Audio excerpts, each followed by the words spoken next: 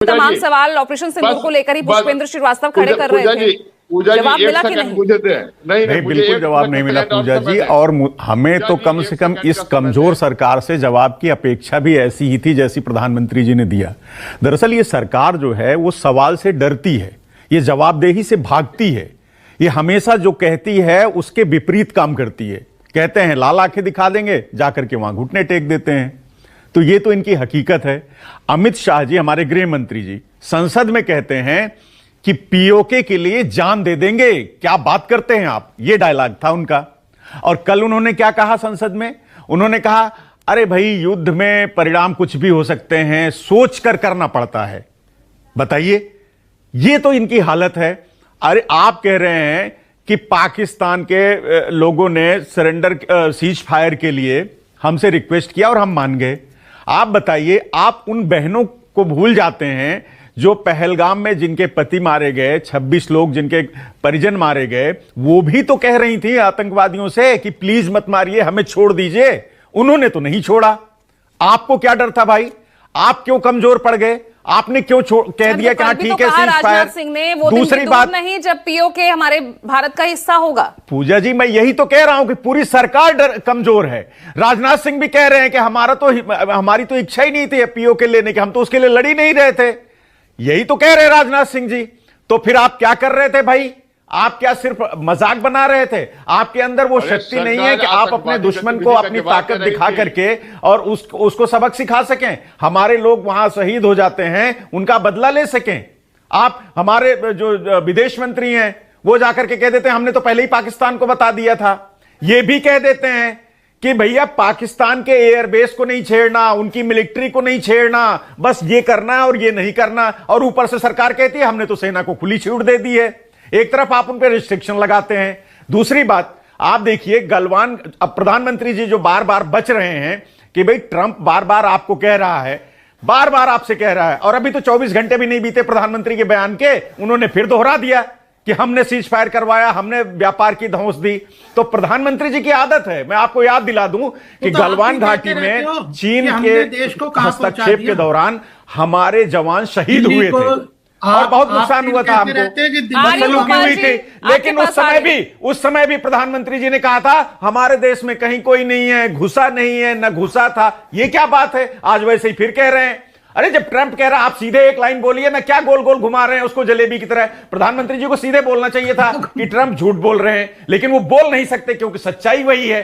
अरे आप दावा करते हो my friend Trump, Narendra Modi stadium Gujarat में ला करके उसको आप ट्रंप नमस्ते ट्रंप और ये तमाम तमाशा करते हैं। आप खुद अमेरिका जाकर के उनके चुनाव प्रचार में कहते हैं अब की बार ट्रंप सरकार, और आपसे एक लाइन नहीं बोला जा रहा है। कैसे प्रधानमंत्री हैं आप? बिल्कुल कमजोर सरकार है। और इस कमजोर सरकार के जो सहयोगी हैं, जेडीयू के प्रवक्ता, इनको बता दूं, अभी यही संसद में इनके नेता ललन सिंह जी बैठ के कह रहे थे मसूद अजहर साहब आतंकवादियों को सम्मान दे रहे हैं। आप इतना डरते हैं पाकिस्तान से?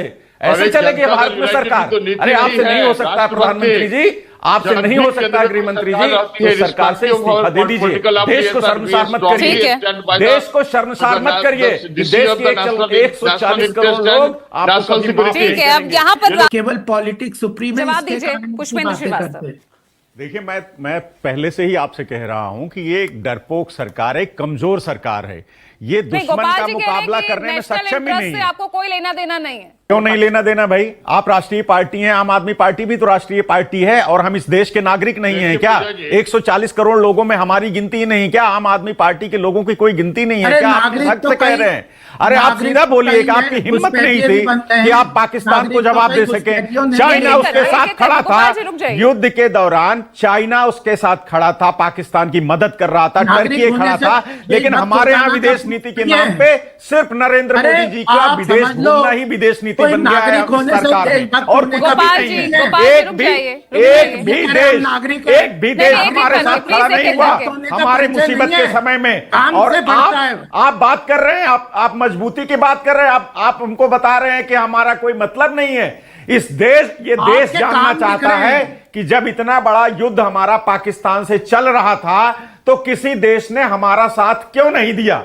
आप बताइए क्या घूम क्लियर किया कि अभी 193 में से भाई क्लियर किया गया ना पुष्पेंद्र जी, 193 में से सिर्फ 3 देश ऐसे थे जो भारत के खिलाफ थे। मैं तो कह रहा हूं कौन बाकी सा सबने देश समर्थन दिया। पूजा जी, मैं कह रहा हूं एक नाम बता दीजिए जिस देश ने ये कहा हो कि हिंदुस्तान के साथ मैं खड़ा हूं, भारत लड़ रहा है, मैं भारत के साथ कर रहा है। पाकिस्तान को तो चाइना ने कहा उसके युद्ध के समय उसकी मदद करी खुल करके, तुर्की ने मदद करी, भारत बताए ना। और आप कह रही हम तो सरकार के साथ खड़े हैं। हमारे भी 2 सांसद उस डेलीगेशन में गए थे कि जब प्रधानमंत्री जी ने कहा कि हमसे नहीं हो पा रहा, हमारी सरकार तो नहीं कह रही है, विपक्ष वाले भैया आप लोग जाइए जरा विदेशों में हमारी बात बता के आइए, तो हमारे भी 2 सांसद गए थे। हम भी सरकार को सहयोग कर रहे हैं, लेकिन इसका मतलब ये नहीं है कि आप सेना के पीछे छुप करके या किसी विपक्षी पार्टी के नेताओं नेहरू गांधी का सहारा लेकर के आप बच करके निकल जाएंगे। हम आपको निकलने नहीं देंगे, आपको जवाब देना होगा। आपके लोग भारतीय जनता पार्टी के नेता यही चुनाव में कहते थे ना 6 महीने के अंदर, तीसरी बार प्रधानमंत्री बनने दीजिए मोदी को, 6 महीने के अंदर पीओके हम ले लेंगे। ले लिया आपने पीओके, ठीक है। आप संसद में कह रहे हैं, हमारा गृह मंत्री कह रहा है। अरे भैया सोचना पड़ता है।